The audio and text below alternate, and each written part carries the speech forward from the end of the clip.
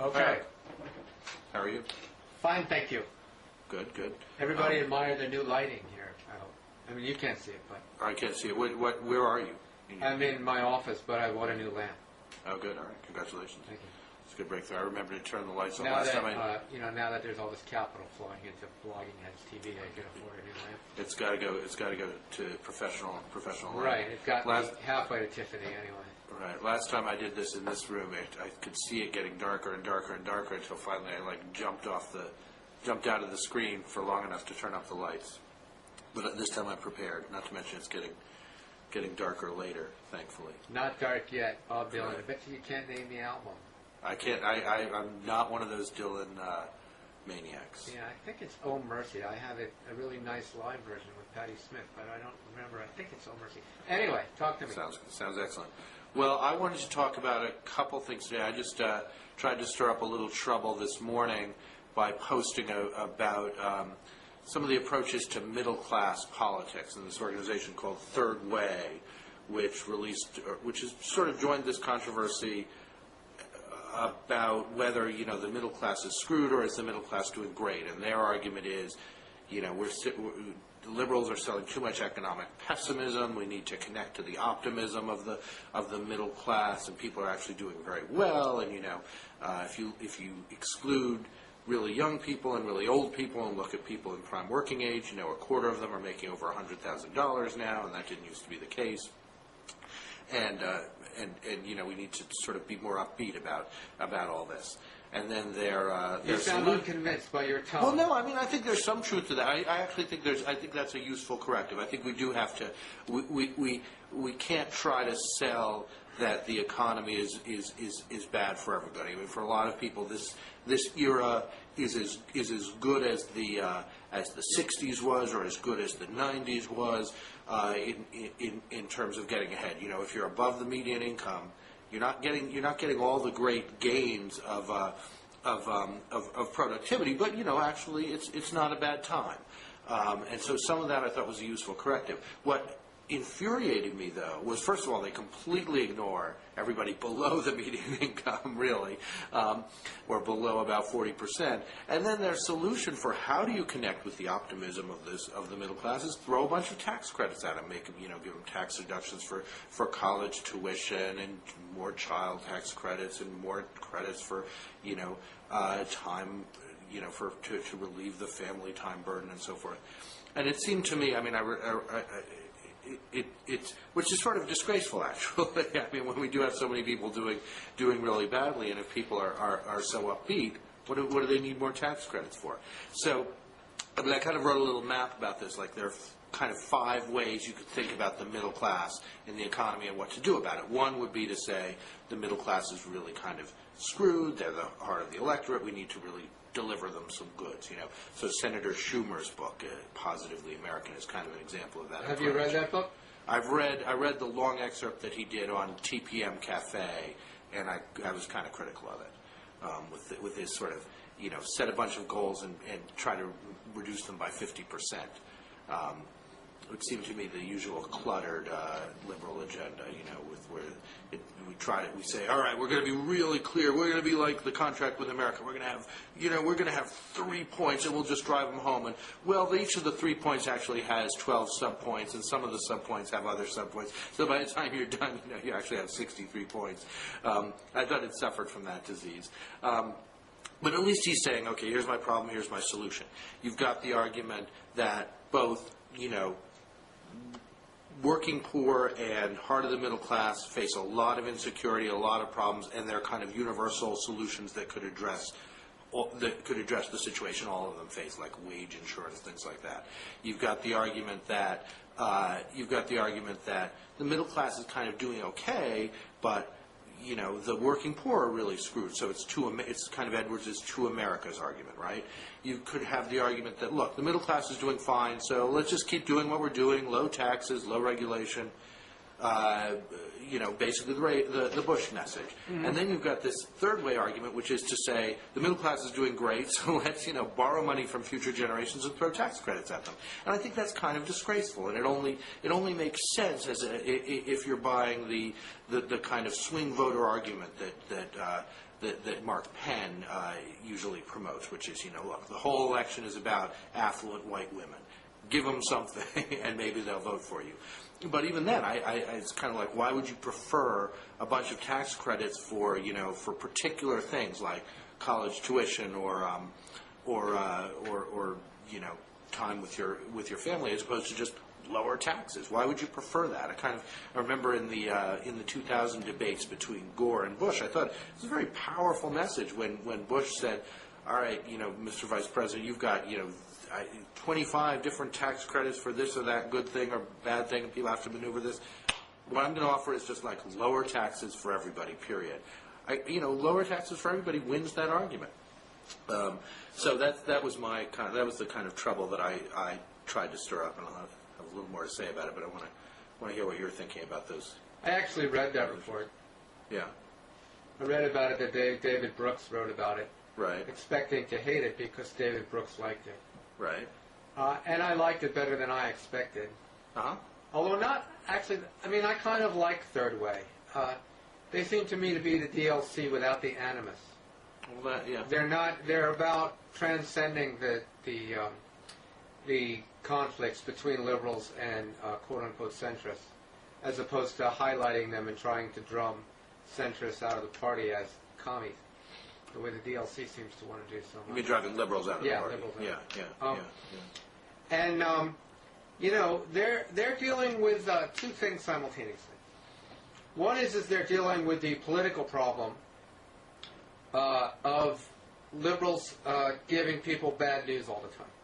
Right. And they're right that people don't vote for people who say everything sucks. Right. So it's a bad message. I may agree with it on the merits, but it's a bad political message. Mm-hmm. But they're also saying, look a little more carefully at the numbers. Things don't suck as much as a lot of your friends say they do. Mm-hmm. And I found some of that persuasive in terms of all of the people who didn't really belong in those figures, particularly young people. Right. It's like this divorce statistics. They're not really so bad if you look at them carefully and see who's getting married and divorced. If you think divorce is bad. So why is that? Why are divorce statistics not so bad? Because an awful lot of those divorces take place among people who never had children. They're starter marriages. Right. Yeah. Right. The divorce level for people who have children is much lower than 50%. So their point is if you're going to try and reach people with a populist message, you have to craft it to where people actually are. And you're confusing yourself about where they actually are if you sell them A, a message of doom and gloom, and B, a message that's based on statistics that are not carefully read, carefully gone through. Mm-hmm. Now, I agree there's a big problem, as you say, with Bush saying, or whoever the Republican will be, God forbid it's another Bush, saying, I'm going to give you lower taxes. You can see if you can do your homework and see if you fall into one of these 27 Democratic tax breaks, or you can just bet on me and I'll give you low taxes. But the fact is that I think people understand that Bush has given away the store to the top 1% during the past 8 years, and that we can't afford more tax relief except in the service of kind of investment policy. And what I see, I don't see these policies. I'm not enough of an economics wonk to tell you if they're actually good tax cuts or not. Right. But I don't think what they are is borrowing from future generations the way Bush is doing, both with his tax cuts and with his war. I think what they are an attempt at investment policy done through tax credits rather than through spending. Because the assumption of these third-way DLC types is that people trust that kind of thing in a way they don't trust government spending because it involves so much bureaucracy and so much inefficiency. Right. I'm sort of agnostic on this. I can't make up my mind. I think your point about complexity is actually stronger than the other points. Mm-hmm. I think the fact that you have to look at 27 different charts to see if you're really being spoken to and pay careful attention. What policy wonks never understand is that nobody's really paying attention. Right. People have only the vaguest notion of what anyone at one time is proposing. You know, I went to a John Kerry fundraiser in East Hampton, of all places, in 2000 or 1999, or whatever it was, 2003. Yeah. And I thought the guy had a terrific health care plan. Right. But it took 20 minutes to explain. Right. That's right. So he might as well not even had a health care plan. I think that's exactly right. So, Well, I've been a big advocate of don't make, because I worked for Bill Bradley in 2000, where we had a very big healthcare plan and got, picked apart over details of the healthcare plan that didn't work that well, which didn't work that well. Yeah. In fact, there's people hammering outside my air conditioner. I'm sorry about that. Okay, well, at least they're not hammering on your healthcare plan. Yeah. I got a great healthcare plan. I'm a member of a teachers union. Yeah. We get terrific healthcare. Yeah. No, I mean that's one of the realities of healthcare too. Is a lot of people, you got to remember the optimistic side of that too. The vast majority of people do have healthcare and kind of don't want it to be messed with. That was actually the biggest mistake of the Clinton people. They made many mistakes. Yeah. But their biggest mistake was to rely on the unions to fight for healthcare when the unions were the people that had healthcare. Right. Well, on top of the fact that they came the up with something that wasn't well. what the unions were interested in the first place. And also the complexity issue done them in. Right. You would think we would learn that lesson actually by now, but we don't seem to be. Right. So I've been a big advocate that I think Edward's healthcare plan is really interesting. It's really creative, even more so than Kerry's plan was. I mean, Kerry's plan was a very creative deal for doing a lot with a little bit. Yeah. What can you do with reinsurance and kind of clever things to really backstop the private system. Edwards is much more ambitious. I think there are ideas in there that we haven't seen before. But geez, I would really, we don't actually elect people to implement exactly what they say they were going to do in a campaign. I mean, by the time they're elected, you wouldn't not use the whole resources of the federal government to construct your health care plan once you have the chance. Right, well, if we go back to this cliche, which is as true as any cliche, I forget whose it is, which is it's not what you say about the issues, it's what the issues say about you. That's a good line. I like that line. Yeah, I wish I had made it up. But the point is that Edwards, again, I'm not wonkish enough to have a position, but my friend Jonathan Cohen loves the Edwards plan, according to my blog, and I see Ezra Klein loves it, and he's always writing about healthcare, so I'll defer to them and say I'm sure the Edwards plan is great. But the question is what does the Edwards plan say about Edwards? Right. And it seems to me what it says is this populist message, which, whereas it resonates with me personally and intellectually, I'm not sure it's perfectly tuned to winning an election.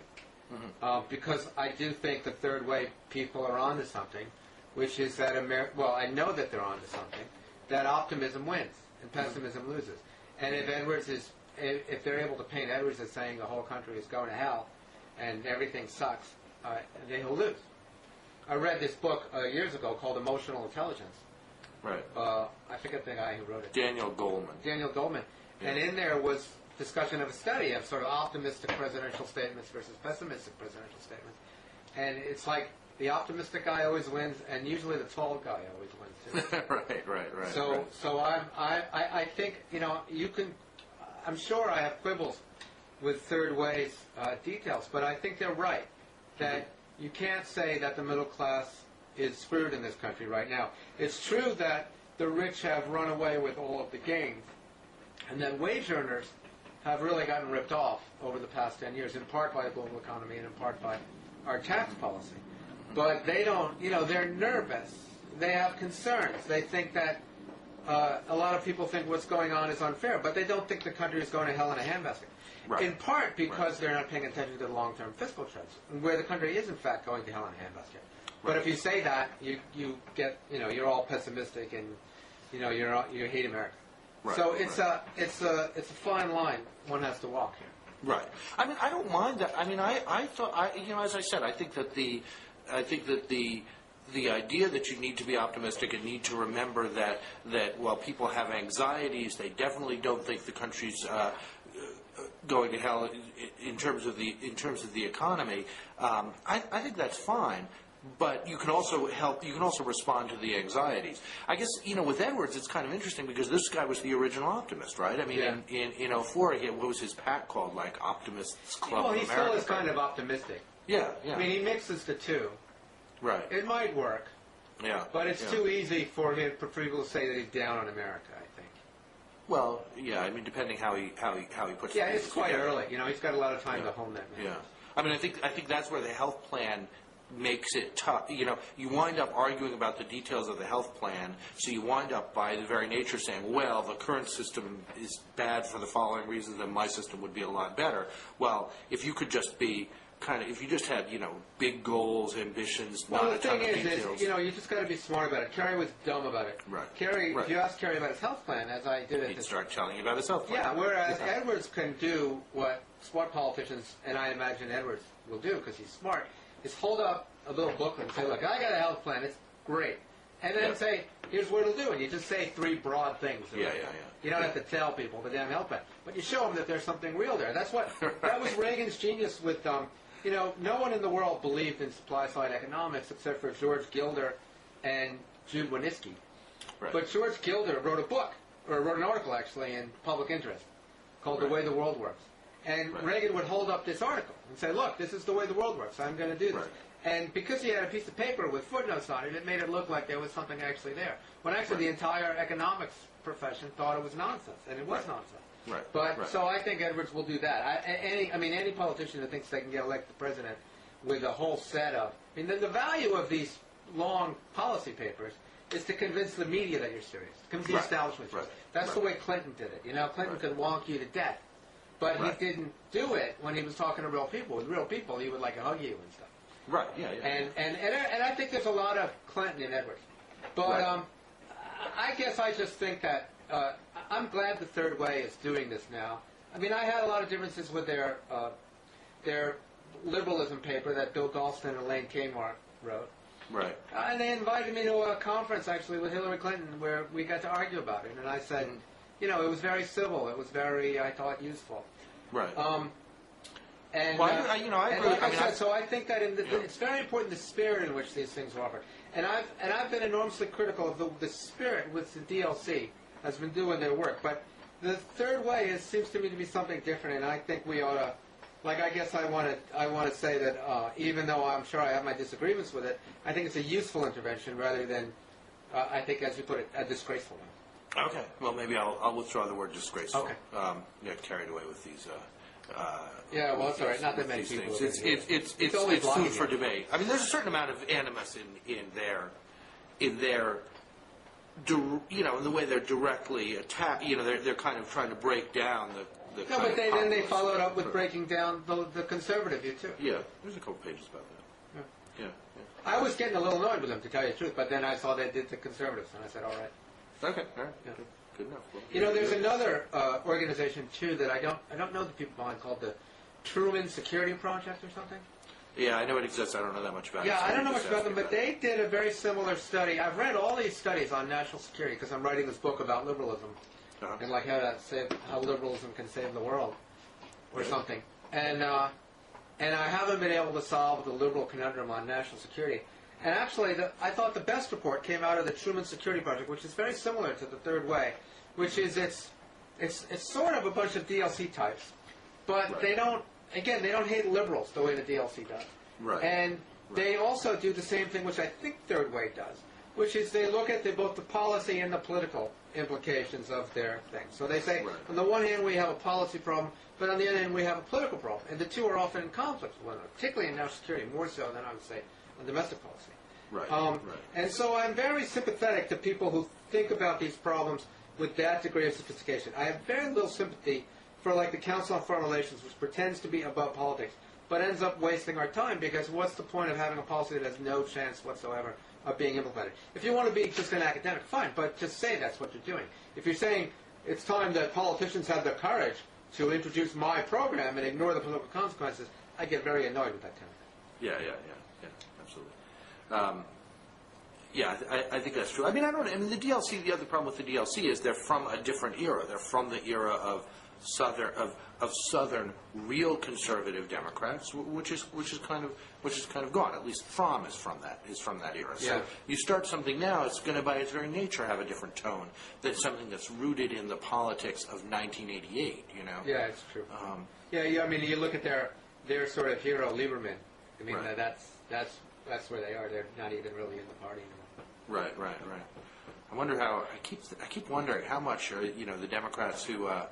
This wasn't sort of on the list of things we were going to talk about.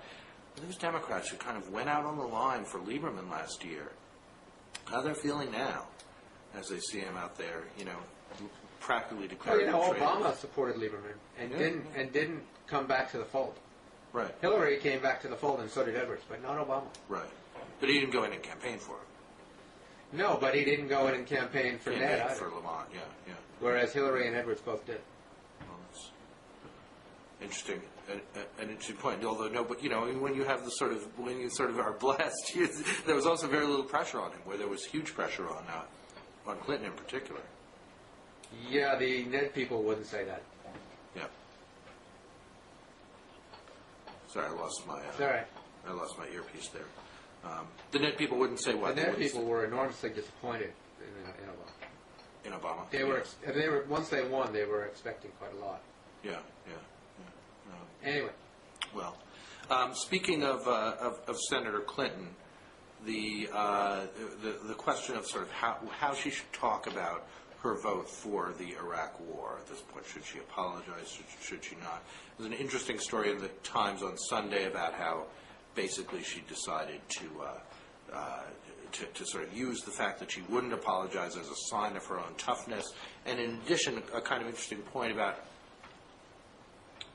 Sorry, I lost my earpiece again. An interesting point about how much she's a believer, in fact, in executive power, and that Congress shouldn't second guess the executive. Now, none of these were quotes from her. It was all, one advisor said, and this was clearly one of those stories that had, the two factions of Hillary land playing something out in the public discourse. It seemed to me, what was alarming to me about that was just to think that, after what's going on for the last 6-7 years, the last thing we need is a further increase in executive power.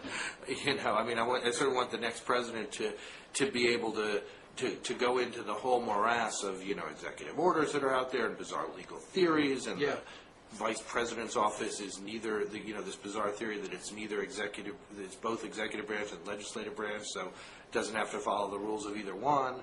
All this crazy stuff, and let some daylight in, and actually open this system up. So it was one of the first things I've read that actually made me I'm basically perfectly happy with any of the Democratic presidential candidates. It's one of the first things I read that made me actually quite uncomfortable with Senator Clinton.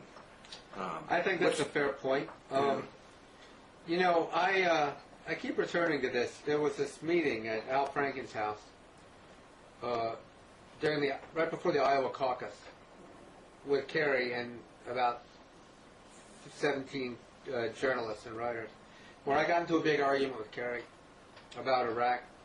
And I said, look, the guy lied to you. You should be angry. Why don't you just say, I was lied to? I made a mistake listening to this liar. And that was my mistake. And if I had known not to believe him, I never would have voted for this thing. Right. And Kerry's had a few arguments at the time that were rather convoluted. But one of his is, look, I have the right to believe my president. And I won't apologize for having believed my president. Right. That's basically what Hillary's saying. She's saying, how in the world could I know that this man was dishonest? Well, you could have known if you were paying attention. Right. And Kerry later came around and said he was sorry. He made a mistake. He never should have believed him. Never should have voted that way. Not that it matters, because everyone had enough of Kerry by the time he said that. But everything might have been different had he said it 3 years ago. Right. And Hillary's position, I think Hillary is taking the right position for the general election and the wrong position, definitely the wrong position for the primaries. Mm-hmm. I think what she's saying is, in a general election, I'm a tough warrior. I don't bend down to these liberal wimps who, are trying to get me to say I'm sorry like a little girl. And this will serve me well when I need to prove how tough I am, because I'm a woman and I need to prove how tough I am. And I think she's betting that the enormous advantages she has in money and in name recognition and in the power of the Clinton machine, particularly the popularity that Bill still retains, that will be enough to get her through the primaries. Right. And then she'll be in a stronger position in the general election. Right. I think she's running for the general election in doing this. Right. I like Hillary personally, and I think she'd be a good president. But she's too conservative for my taste. And politically. Yeah. And if she really doesn't think this was a mistake, given that the whole world was against it, given how tenuous the evidence was, given how much we knew about George Bush at the time, then she is out of step with the Democratic Party. And I have a feeling that her support is very shallow. Oh, sure. Yeah. And that this will grow. This will grow into a kind of tipping point, and it will cost her the nomination. And if so, I think that's entirely fair. Because, as I said, I think she's out of step politically on this. Right. Well, she's out of step with if that's where she's going to be. I mean, I think you can reason this different ways, and I actually think she's going to. I suspect this will change. That her approach to this will change. Maybe it'll be too late by the time it changes. But it's not like she's out of step with a Democratic Party that is in permanent minority status. She's out of step with the Democratic majority, with the Democratic Party that won a pretty solid majority in November, and that is likely to continue to gain support. So in the same way, I think that I agree. Yeah, I think you're right. I also think she's in step with the Democratic Party. Actually, she's in step with the Democratic Party that Al Gore represented. Right. In 2000. She's in step with the Democratic Party that cares deeply what the Washington Post editorial board thinks of it. That even cares what the Wall Street Journal editorial board thinks of it. That's exactly right. That cares what the permanent governing establishment, what David Broder thinks of it. Whereas the Democratic Party that won in 2006 is much more of an insurgent party. It's much more of a populist party. Yeah. And it couldn't care less about those people. Right. Jim Webb would slap those people around. That's right. Well, things have happened that have made those. I mean, it is astonishing. I've been infuriated reading. I never really get that angry at the media. But I've just been reading the Washington Post is so depressing because of how out of touch it is with the fact that things in the world have changed. It's one of the great blessings of leaving Washington is you don't have to read the Washington Post every day. Yeah, I know. But there's a period. I don't know how people do it. I don't know how you get that thing delivered to your doorstep every morning. It pissed me off so much I couldn't get through the day. Yeah. Well, I don't read the physical thing. I leave it. But I read it. I mean, that's how life is. I've lived in both places. In both places, I read both papers. I mean, it's not. I'll read them online, or I'll read them physically. But there's something particularly tragic right now about the Post, and how with some exceptions, obviously, like EJ and Harold Meyerson and Dana Priest and so forth, but with the overall tone is so much kind of like we know how this town works. And When we'll Rotorville. Yeah, exactly. They I try not trashed to this town, and it's not their town. Right, that's right. They trashed it. But I try not, I mean, David Broder has worked very, very hard over many years. I try not to be a casual David Broder basher. I'm not. I actually have. I published a piece 7 years ago, and I don't remember where I published it. And I'm pretty sure wherever I published it doesn't exist anymore. So I found it on my computer. It's 5,500 words, and I'm going to put it up on Altercation this week about how David Broder should have resigned like 7 years ago. Right. And the point is that David Broder is just desperately trying to live in another era. Right. An era when Bob Novak was a reliable reporter. That's exactly right. And the refusal to adjust to the way the world has changed is actually, it's an enormous boon to the. This is how the Republican Party has governed for the past 6 years. Absolutely. They've spoken in a sort of traditional ways about policy, at the same time undermining the things that these guys have always stood for, the bipartisan establishment. That's right. I mean, nobody's trashed this. I mean, the Clintons didn't trash this town compared to the way these. Right. I mean, these guys don't even believe in normative science, right. for God's sakes. Right. And right. yet, the Washington Post is still saying, "Can't we split the difference?" You know, between lies and slightly left of center politics, if that. Right. And so the Clinton administration is unwilling to say, to hell with these people. I'm going to speak directly to the people who get it the way Al Gore has, which is why I think this is not that unusual a thought, but I think if it looks like Hillary has won the nomination, then Gore does get into the race. You mean if Edwards and Obama are kind of knocked aside? Yeah. Yeah. I think that's. I think Gore then becomes Gore has a perfect opening to be the insurgent candidate. He raises $1 gazillion overnight on the internet, gets people demonstrating and stuff. Yeah, it'd be cool. Yeah. I guess so. I mean, I know enough about. I always joke, I have all the opposition research on Al Gore still on my computer. I based on that, I always have this gut feeling that the guy is not somebody who naturally likes doing politics.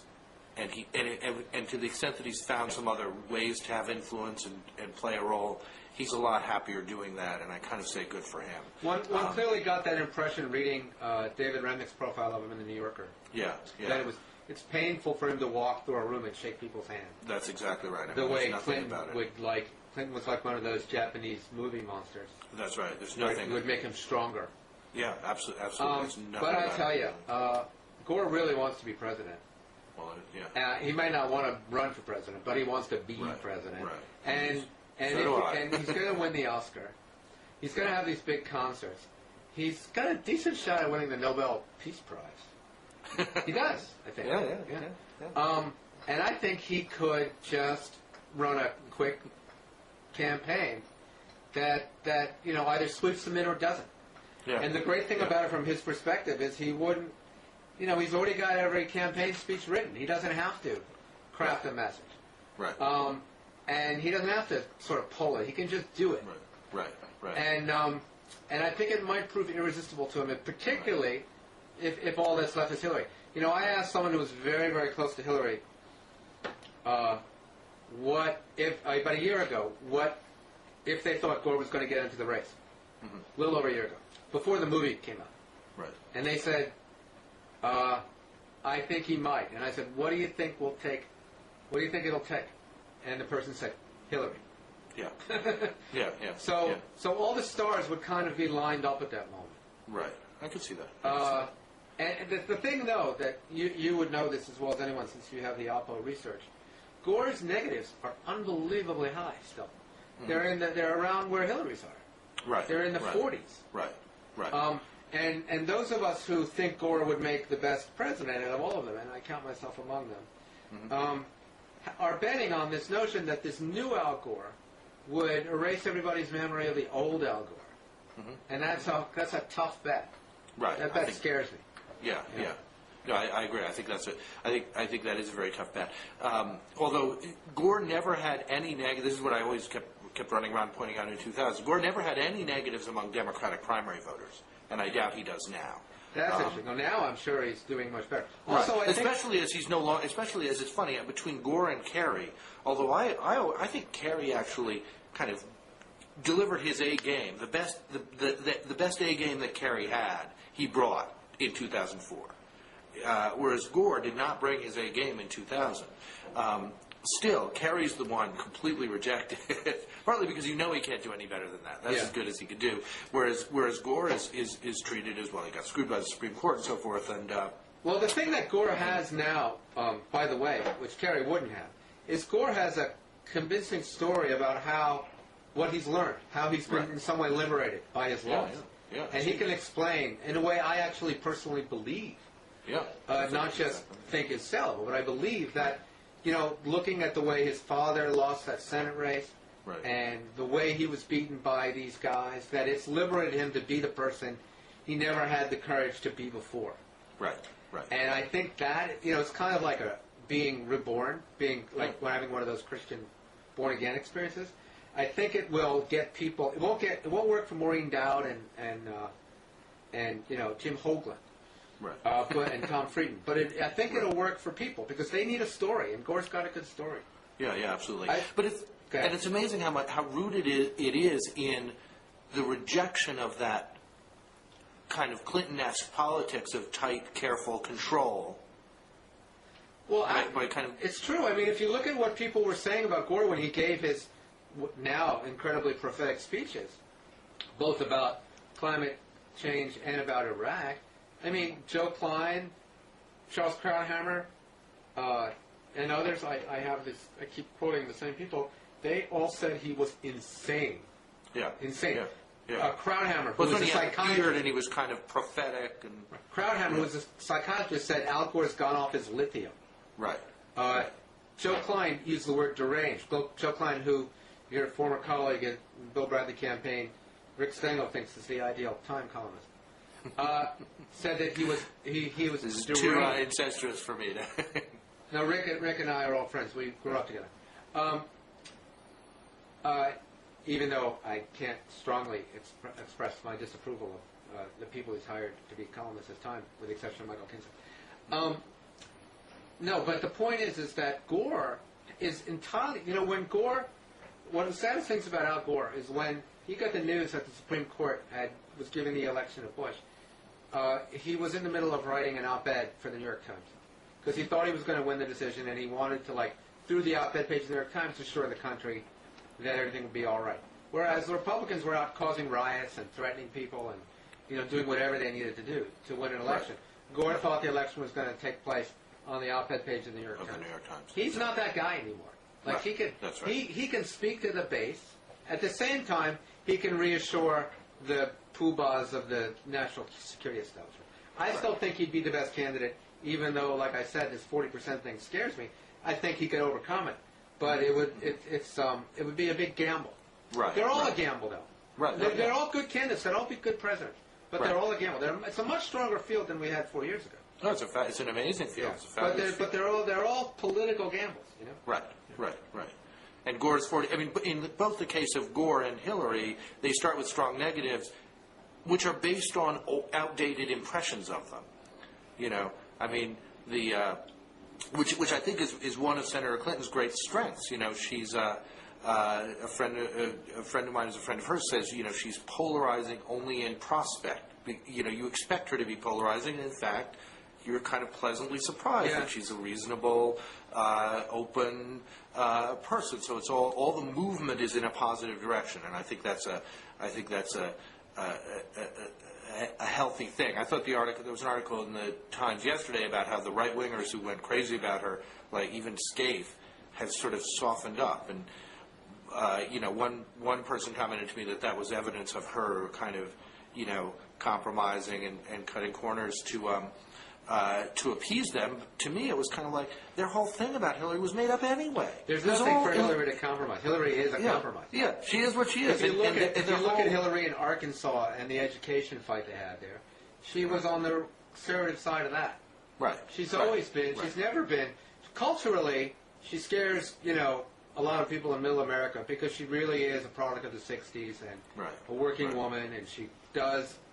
she's made those contemptuous comments about baking cookies and tell me why and stuff. Right. But politically speaking, she's always been a center-right Democrat. Absolutely. No, I mean, that's always been and it was sort of a great political game that they played where people could believe she was actually the liberal force and Bill was the DLC guy, because in reality, I mean, I think he's the soft heart and she's the fairly tightly disciplined one. I think that's true.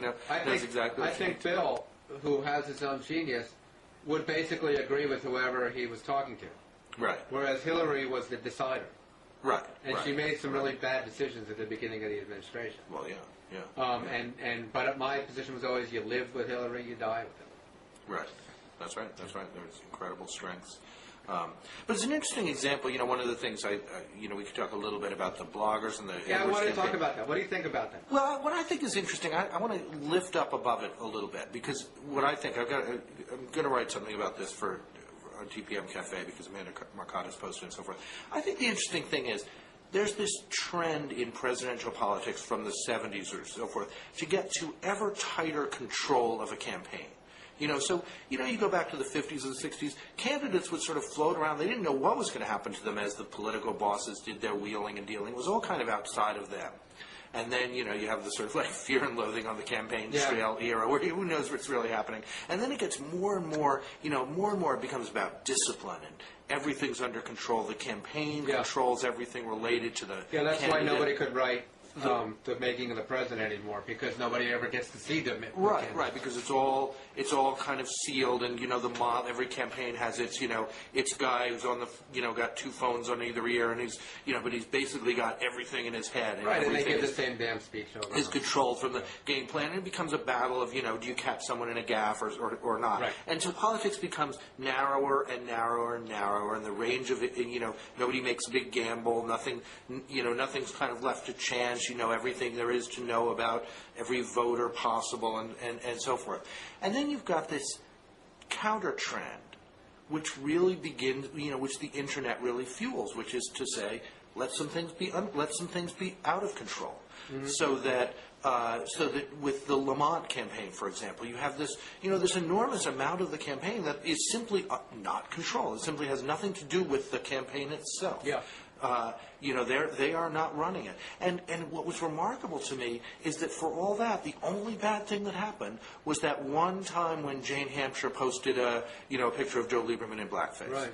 And then they could just say, well, whatever, we met her, but she has nothing to do with the campaign. Right. Well, also the DLC and what's his name, Marshall Whitman tried to hang some anti-Semitic postings on a move-on comment. There was this endless search for, not just the blog that had something anti-Semitic, but the comment on the blog that had something anti-Semitic. And if you run a blog, the mainstream media ran with this. I wrote a column in The Nation about this called No Comments, about how unbelievably ridiculous it was. But, these people are so shameless. William Crystal and Marshall Whitman and the New York Post were so shameless. And I think Krauthammer did it too. And they were willing to go with it, And most people, again, who aren't really paying attention will say, oh, he's an anti-Semite, Right. It does have some resonance, and it does work. But you're right, it's uncontrollable. Eric Rauchway, who now he blogs mostly on Open University. He used to spend his time on Altercation. He was trying to get me to write something about this because I'm a big Habermas guy. Right. And if you look at what's happening in blogs, political blogs, it really is a Habermasian public sphere. Absolutely. It is really people empowering themselves and reaching new syntheses and building on from those, and it is uncontrollable. And I do think that actually it's a mistake for campaigns to have their own bloggers. Right. I think that bloggers should be organic. Right. And if they're good campaigns, they'll have bloggers. Absolutely. And they should be able to disassociate themselves. I agree completely, because if you want that kind of experimentation... Right. If it's going to work, it's got to work on its own terms. Right. It can't work inside a campaign. I mean, a campaign has to have somebody inside the campaign who can deal with that world. But that person can be anonymous. That's not... Yeah, no, that's have not one of someone your whose job it is to monitor blogs.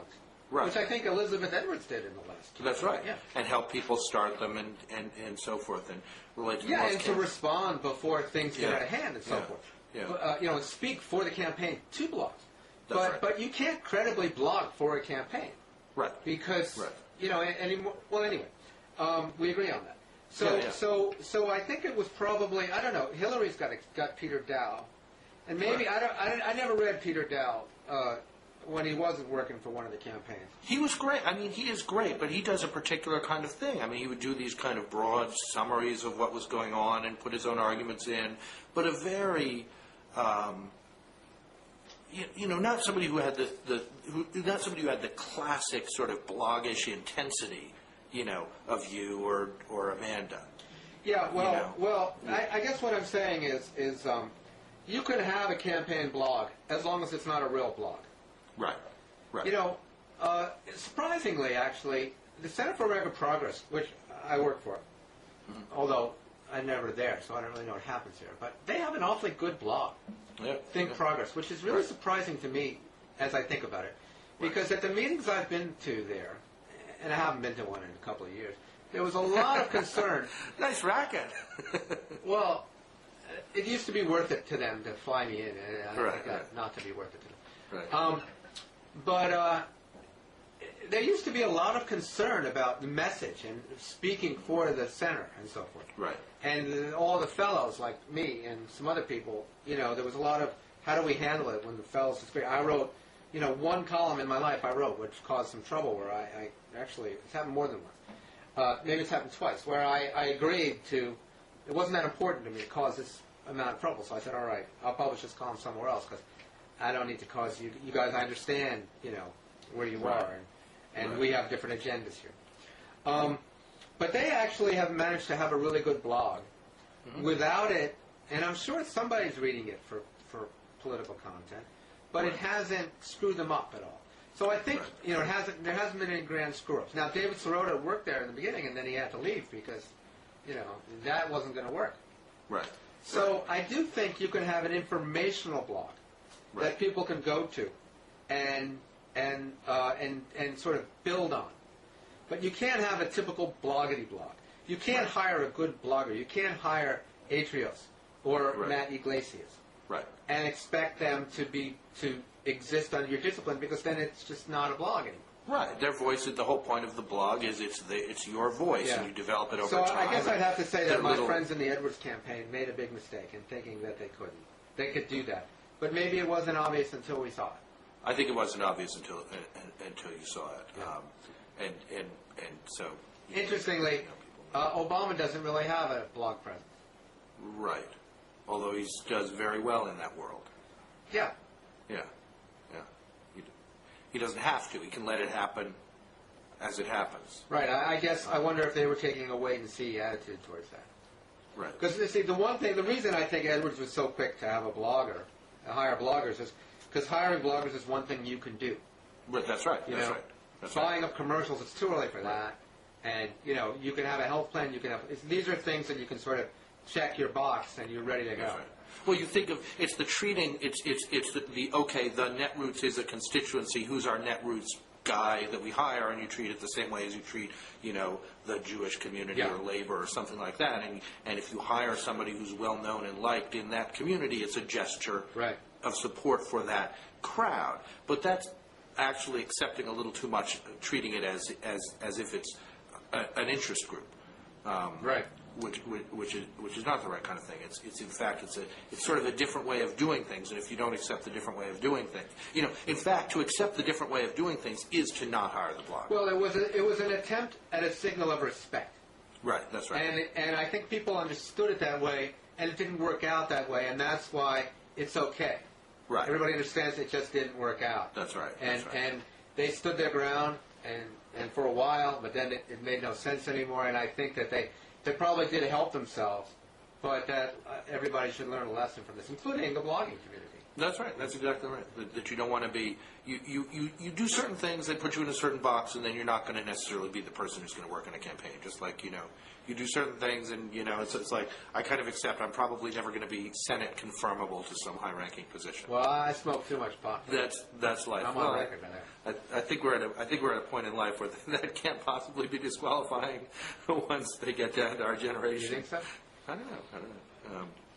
I think it just. I did it yesterday. Well, that's fine. Good for you. Well, perhaps you could submit your answers to further questions for the record. To North, I would say just kidding, but I'm not going to say just kidding. I mean, I am kidding, but I'm not going to say it. You wished you were. It's none of your business. You wished you were smoking. No, it's none of your business. I do what I want. Right. Okay, we'll try this. Someday we'll in the Obama. That's the thing I hate about Andy's blog. It's like, I went to the bathroom yesterday. Who cares? You're only entitled to so much information about my life. Andy Sullivan. Only insofar as it's relevant to what I'm writing about. You don't get to live through me. Well, that is true. Some of these bloggers, Andy, I think, he spent too much time hanging out with Camille Paglia, but they think that they're Madonna, Right. They think that's actually, to me, the biggest problem with blogs is this. I had this problem with Jeff Jarvis. I stopped talking to the guy because every time I ever had a conversation with him anywhere, I would read about it on his blog. Right. Although, I found when I was doing my own blog more, I always found you must give people something, and it doesn't have to be much, but you must give them a little bit that connects them to you that connects you to them as a person. No, I do. In fact, today I wrote about how I like fancy, dirty movies, which is something most people don't admit to. Serious commentators don't admit. But I went to this great, dirty French movie at Lincoln Center over the weekend called Exterminating Angels, which was unbelievably dirty and also pretty good. Okay.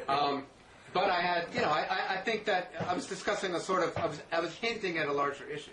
But I do think that the problem for bloggers is, well, there are lots of problems with bloggers. But I do get a lot of, I think Duncan does a really good job, actually. Mm-hmm.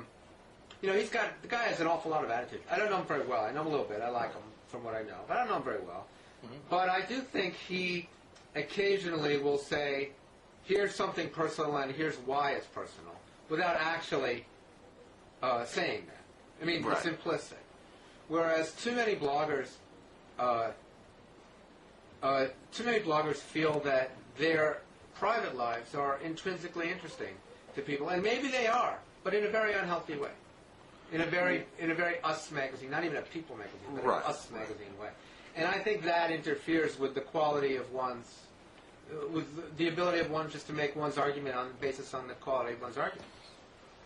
In other words, if blogging is going to be a public space, then it should be a public space the way, pamphleting was a public space during the time of the American Revolution. And Tom Paine didn't say,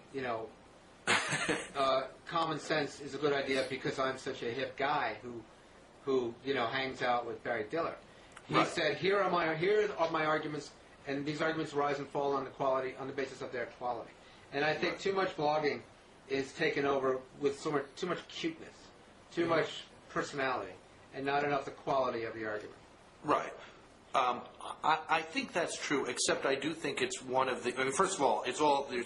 when you use the word blogs, it's a huge continuum from things that are pure diaries to things that are, think progress, let's say, which is, And by the way, Josh's army of blogs, I think, definitely does not err on this side. Right. And yet Josh will do, the incredibly moving thing about his piece about his father last year. I mean, he'll do it, once or twice a month. And it's enough to make you feel like you have a personal connection. I don't know Josh Marshall very well, but I know as much about him as people I do know very well and have a good connection with him as a result.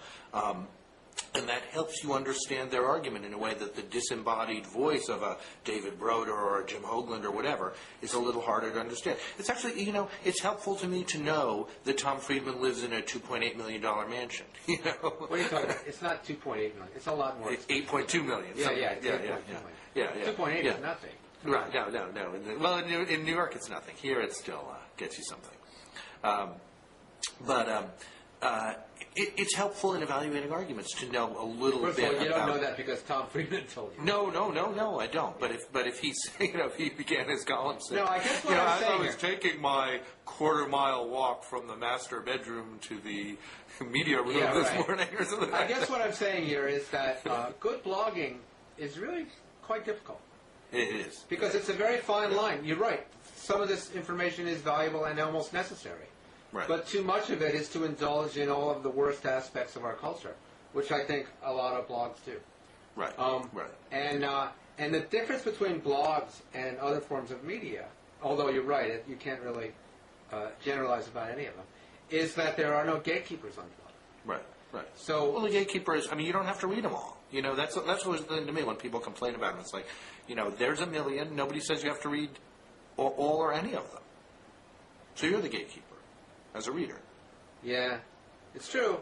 I'm a pretty good gatekeeper for me, right. But I worry about, like Drudge is a really bad gatekeeper, and he's the most popular website in the world, as far as I know.